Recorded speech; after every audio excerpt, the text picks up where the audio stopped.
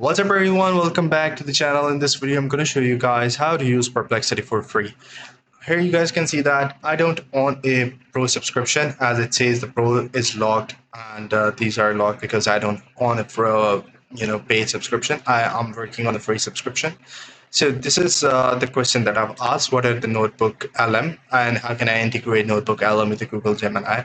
This is the answer it gave to me, and you guys can see that I've been using it for free.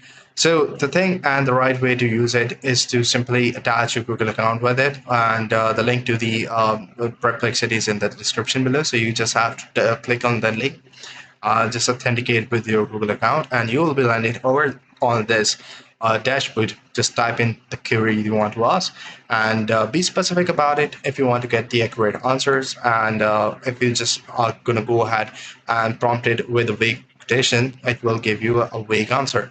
Likewise, I hope you find this video helpful. See you in the next one. Take care. Bye bye.